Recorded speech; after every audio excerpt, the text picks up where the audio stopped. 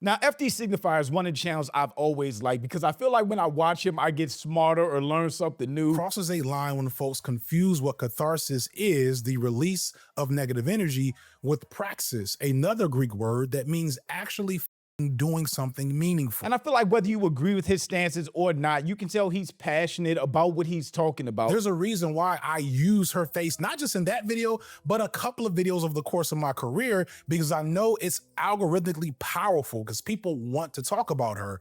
And the more you talk about her, it's like Voldemort or Candyman,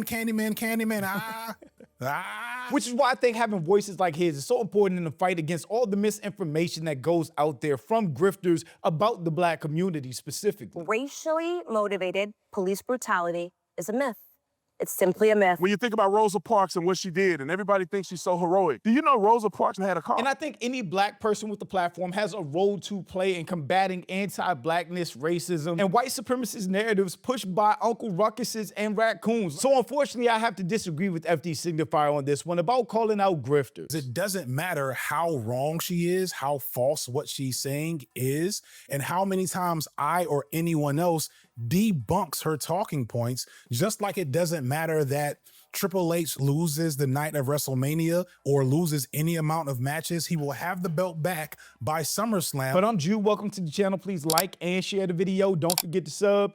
Now, let's get into it. I want to start today with a little story about professional wrestling. And the WWE, then known as the WWF, is becoming big business, as there's something about professional wrestling that really captures the zeitgeist of the 80s. So random, but back when there was WWF and WCW, that was the best time in wrestling because I feel like WWE actually had competition that they had to live up to. I remember the Attitude Era came in, it was NWO at WCW, and then it was D-Generation X with Shawn Michaels, Triple H, Stone Cold Steve Austin. That was hands down the best era in wrestling ever. And two of the WWE's top draws, Hacksaw Jim Duggan and the Iron Sheik, are in an on-screen feud that they're touring basically across the country. Jim Duggan is one of many all-American white boy chunguses that the WWE has during this time, and really even to today. He's big, he's silly as fuck, and he represents the American mythos and aesthetics that the crowd loves to root for. The Iron Sheik, on the other hand, is probably one of the best in the long line of scary foreign characters, probably because he was genuinely Iranian, and thus, like I said, they were fighting all over the country, putting on shows wherever they landed. Despite this obviously problematic setup, wrestling stories can work even when they're made up of absolutely awful ingredients, sometimes because they pull on absolutely awful ingredients. And one of the reasons for this is a concept called kayfabe, which is the unique unreality of the world of wrestling, where it's understood by the audience that most of what's happening in a wrestling show is not genuine, but the audience agrees to believe in it anyway because our belief is a genuine part of the show, and that's what makes it fun. This is why it's so annoying when non-wrestling fans say, "You know that's not real, right?" which is an insult to our intelligence. That used to be a real discussion back when we were kids, whether it was real or not. But you could not tell me at the time when I was a kid that wrestling was not real. I remember when Undertaker fought Mankind. Do y'all remember Mankind, Nick Foley? This was when Mankind first came out, and he this is so stupid. He hit Undertaker with the claw. He hit Undertaker with the claw, and Undertaker was like on the ground, foam coming out of his mouth. I legit thought as a little kid he killed the Undertaker. Just for them to be wrestling a week later and end up wrestling for the rest of the year. I definitely was bought into wrestling. But yes, pretty much everyone that watches wrestling knows that the outcomes are predetermined and that The Undertaker is not actually a zombie undead wizard. All that said, there was a time back in the 80s and before where the audience wasn't fully in on what was happening. Wrestlers were very serious about keeping the lines between reality and unreality much more blurred. At this time, wrestlers believed that if they broke kayfabe, it would kill the business, that they needed to keep the audience guessing in order for them to be hooked, that the audience had to invest in them sincerely and believe everything they said, or they wouldn't actually care, which is what made this story about Hacksaw Jim Duggan and the Iron Sheik so wild. Despite the fact that they were mortal enemies in the ring, they were actually cool with each other. One day, Iron Sheik asked Jim Duggan for a ride from the venue they were at in New Jersey to the airport. I just laugh imagining them two riding in the car together. Some beer and drank a little, which resulted in them getting pulled over. When he got pulled over, he told the police officer that he had marijuana in his pocket, and he thought it was going to be fine until the police officer took him out the car, searched it and found out that the Iron Sheik had crack cocaine on him. News of this blew up by 80 standards at least. This was not, the world of Twitter. Both were punished, and to all that understood, kayfabe, as it had been known up until that point, was broken forever. Who would believe that these two men were mortal enemies now that they were caught with cocaine and weed? My man Iron Sheik had crack in his pocket. Turns out, plenty of people. As the years went on, kayfabe, as it was understood in the wrestling world, changed into what it is today. The wrestlers are letting the audience in on the unreality of it all, and it's actually made the whole enterprise better, more creative, and more interesting. Because the audience now feels in on the fiction, they're not stopping to ask themselves, just how does Kane get the ring to set on fire whenever he swings his arms down? And the performers respect the audience enough to see them as peers in the storytelling instead of marks that need to be tricked in order to enjoy the show. So you might be asking, what does this have to do with political content, and why I'll probably never really make a video on Candace Owens? The people that buy into these political grifts are marks, I assume, and they want to believe that these people are genuine and real and speaking facts at all times, even though a lot of it is made up bullshit that they spew to push whatever narratives are most profitable. I'm just guessing here. My most recent video on the main channel is titled, "This video is not about Candace Owens." I even wear a shirt with her face on it that says clickbait. And ever since I've been somewhat relevant, I've had people asking me to do a video on Candace Owens, and I've never been interested in that because Owens to me is not worthy of seriously engaging with, on top of the fact that whenever you talk about Black women in content online, it turns into a mess because people like to shit on Black women, and I don't usually want to be a part of that. I completely understand that about Black women online just being attacked more than anybody else, which is why when I do talk about Black women, I keep it specific to the topic. I'm not out here trashing Black women or anything like that. But at the same time, I find it really interesting that FD wouldn't want to address a lot of the harmful, hateful things that Candace Owens has said about the Black community, largely to white audiences. And then MAGA and racist conservatives get to hold her up as a token proof of everything that she's saying being true. And I only semi-broke that standard in the last video because I used Candace as a Trojan horse to talk about Palestine. But initially that video was going to have a lot more Candace Owens in it, but not me debunking her nonsense. Instead, I was going to use her unique existence within this world of content to make a point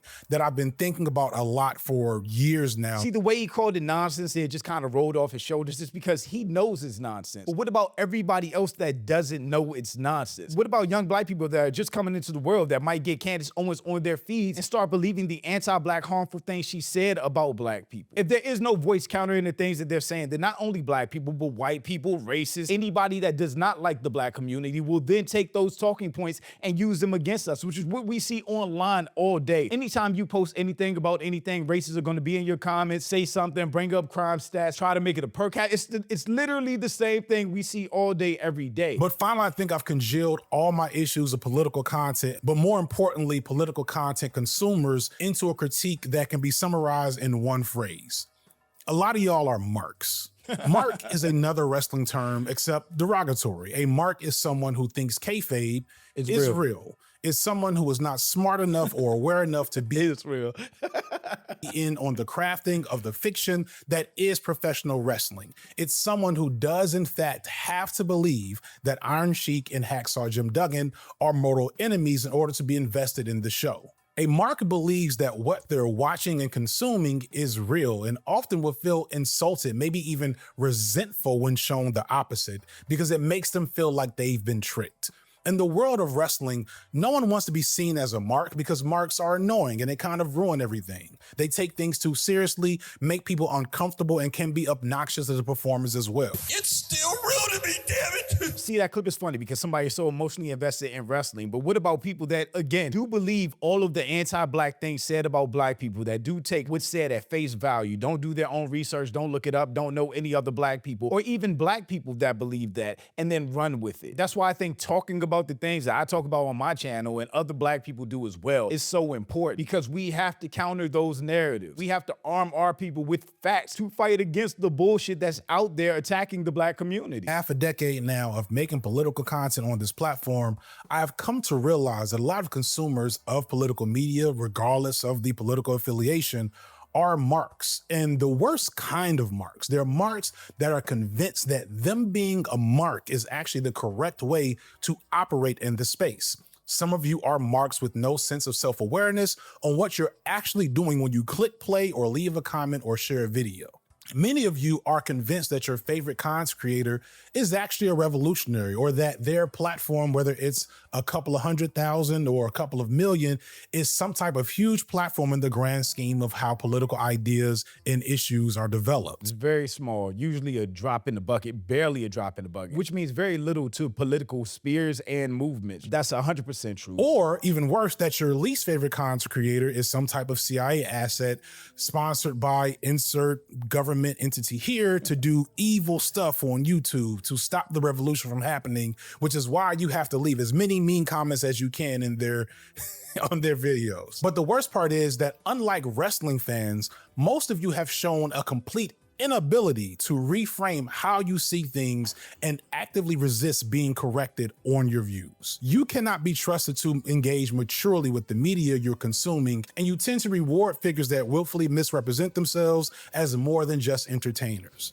The truth about marks is that they want their fantasy to be real. They want to be tricked, and they hate the truth about what they're really doing because secretly they low-key hate themselves. I think the clearest example of that is the red pill. A bunch of incels that can't get any, so they just hate all women. They don't want to do any work on themselves to improve. They don't want to improve their finances, anything. They just want to watch Fresh and Fit crash out on women, make women look dumb, and then pay $20 to have a racist or sexist comment read on the show out loud, and that's their gratification. I definitely get what he's saying. And surprisingly, one of the first people to call this out was Candace Owens herself. One thing I hated to cut from the video was from this lesser discussed TED Talk that Candace Owens did before she became who she is today, when she was still a liberal or cosplaying as a liberal or whatever you want to make out of whoever Candace Owens was before she became who she is. This TED Talk is mostly about her experience of being bullied and harassed, something that she suffered at the hands of white students in her high school that got so bad that the NAACP got involved. I always think that's funny. If you know the story of Candace Owens, she got bullied by white people and then ended up making her whole platform shitting on black people while praising whiteness and white people. It is really weird Stockholm syndrome-ish. They told me things like they were going to tar and feather my family, that they were going to put a bullet in the back of my head as they had done to Martin Luther King. They told me in so many words that I better not be home. For those who do not know,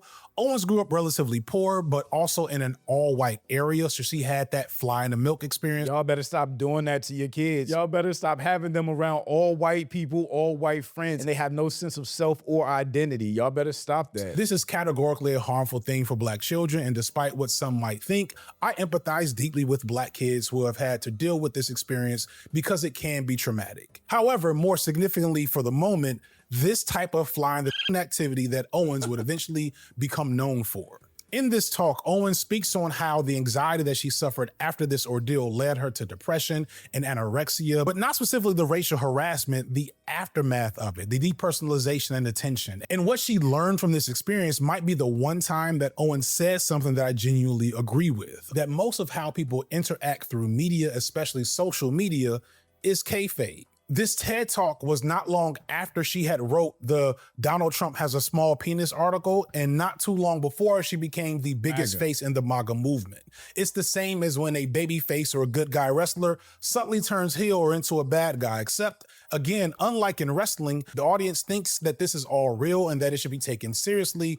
And some of you might be saying, well, that only works in the right, FD. I 100% agree with him. It's hard to imagine some people making these hard pivots in 3-4 months, which is part of the reason I ended up having that whole discussion with Poetic Flacco, because you were pro-MAGA, pro-Trump, pro-everything else white supremacy, and then within 6 months you turn into being pro-black. It's a very hard pivot to understand without some of that being understood as a grip. But what about the people like Brandon Tatum, who seems 100% bought in on the things he says? He made his whole entire mission demonizing and shitting on black people in the black community while pedestalizing and praising whiteness and white people. So for people like that, that's not kayfabe. That is 100% Uncle Ruckus sellout who should and needs to be addressed at each and every turn where he says something harmful to or about black people. And I don't have to point out how many I used to be right-wing creators are in this space at this moment, but there's plenty. That's so funny because I didn't know that was a thing. I didn't know a lot of these people with these black platforms right now, and you can go do your own research, used to be pro-MAGA. They used to be against everything that they're now talking about and making videos about and making money off now. I knew there were grifters to the right, but there are 100% grifters to the left. He's spitting facts right here. So clearly this is not purely a right-wing theme.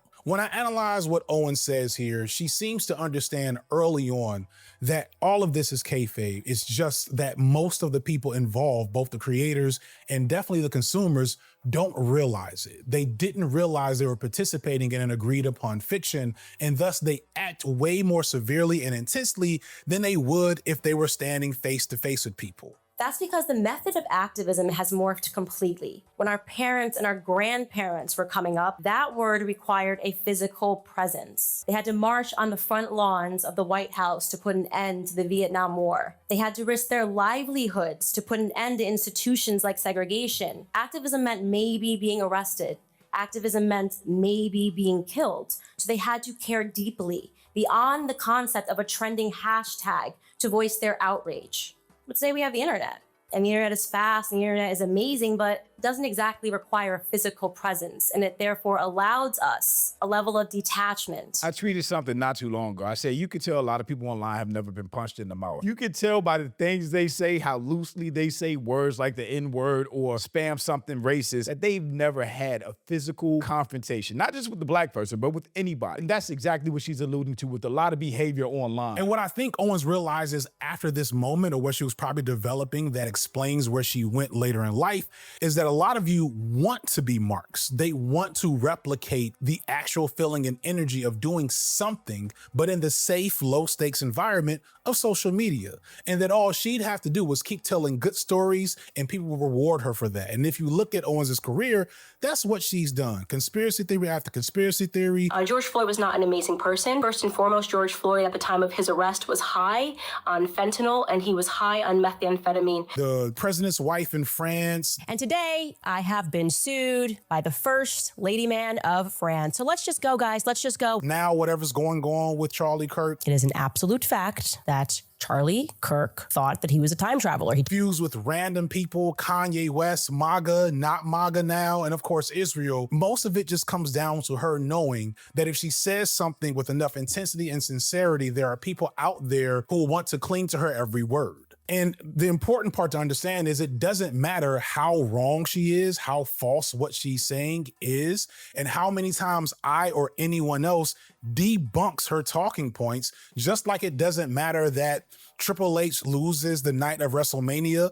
or loses any amount of matches. He will have the belt back by SummerSlam so they can start the cycle all over again. I disagree, though. It's not about hurting her reputation. It's not about deplatforming her or shutting her down. It is about correcting those narratives for other people, for the audience, to inform more people that what she's saying is not facts. What she's saying is bullshit a lot of times or taken out of context. Having those conversations are important. She herself calls out that her parents and grandparents had to meet their enemies in the street in order to take action for the purposes they were out in the streets for. She recognizes that her bullies, these rich white boys who threatened her over the phone, probably wouldn't have done that to her face because there would not have just probably been immediate consequences, but as she puts it, they'd have been grounded in their humanity in that moment. And it'd have been hard to tell a person as you're looking them in the eye that you're going to kill them. I definitely understand that to an extent, but it doesn't take much research for us to go see the Dorothy Counts video of her trying to integrate school, being the first black girl in North Carolina, I think, to integrate school, and the mob of white people spitting at her, death threats, all of that. These people will be racist and anti-black in person. They've never had a problem being racist in person. Via a medium that obfuscates humanity like a phone or more effectively a screen, all of that goes away and people indulge in that escape. They indulge in kayfabe,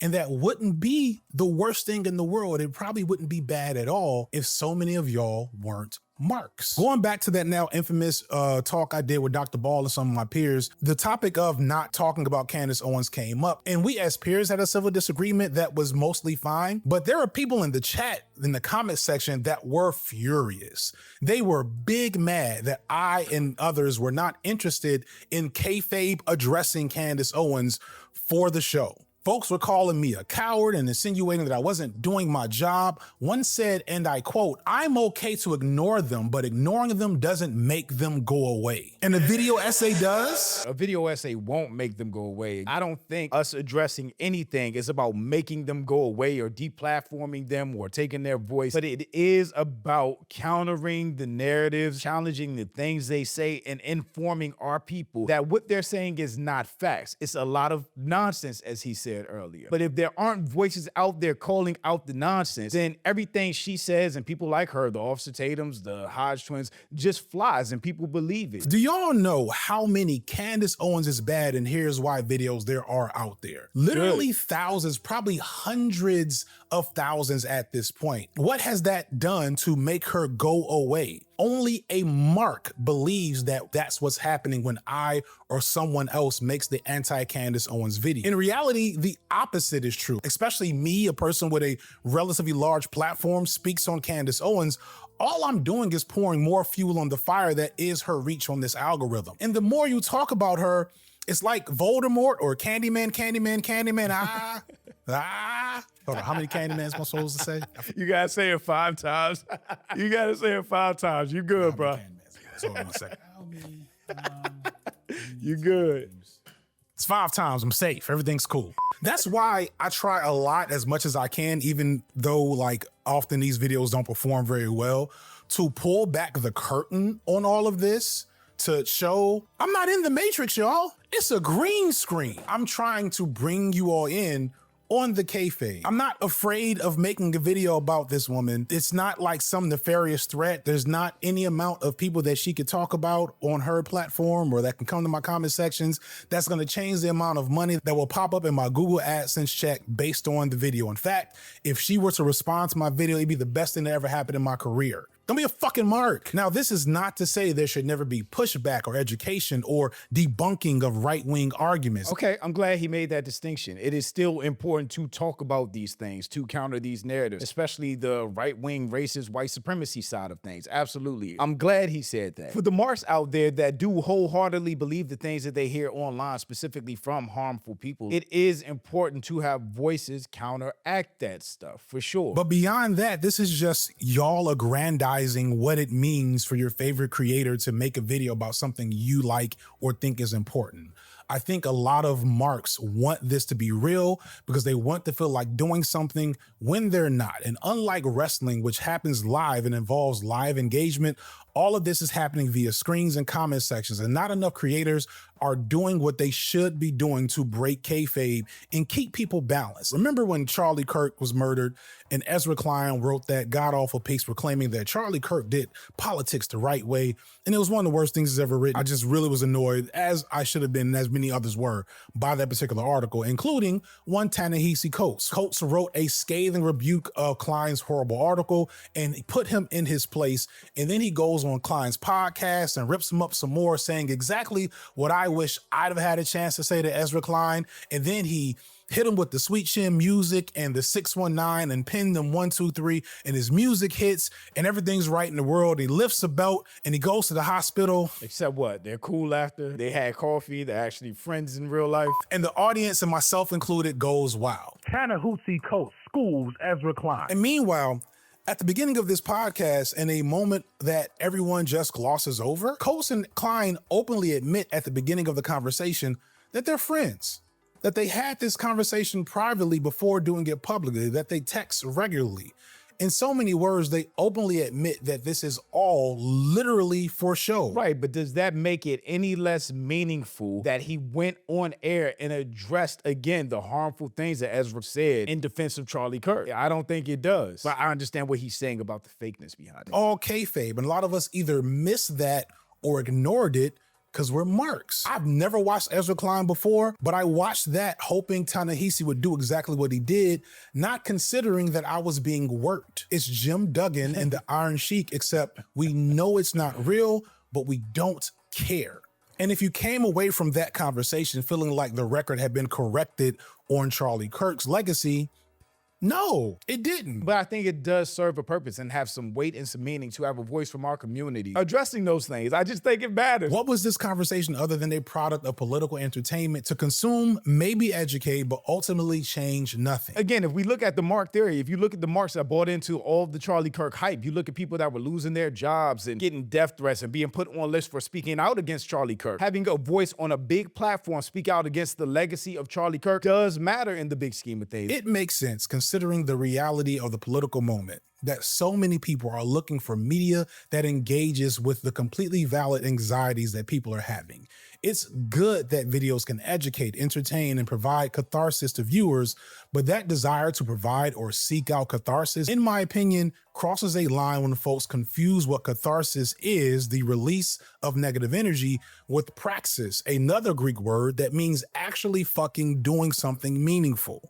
And so people want me and their other favorite creators to make videos about topics that they know will bring them catharsis. And I'm fine with that. But what I get back from only a few, but far too many people, marks, if you will, is a different type of energy. People that not only don't understand that I'm just some guy in the basement, but get angry when I remind them of that. I remember something Tupac said. He said, I may not change the world, but I may spark the flame of the person that will change the world. I'm not saying I'm going to rule the world or I'm going to change the world, but I guarantee that I will spark the brain that will change the world. And that's our job, is to spark somebody else watching us. But I think people with platforms, with voices matter, because maybe we are inspiring our community, or the people in our communities, to work together to support each other in the Black community, to support Black businesses and build up the Black community economically, where we do become more united and much more powerful as a people. So it's not just catharsis where it goes into praxis. I told you, every time I watch his videos, I feel like I'm learning something. Where they are doing something, whether it's small or not. Great things come from small seeds. But I do hope F.D Signifier keeps up the good fight and calling out the nonsense that we see, especially for people attacking the Black community or spinning false narratives about us. So shout out to F.D Signifier. Appreciate the video and everything he does. Big shout out to my channel and Patreon members. Thank you so much for supporting it. Thanks for watching.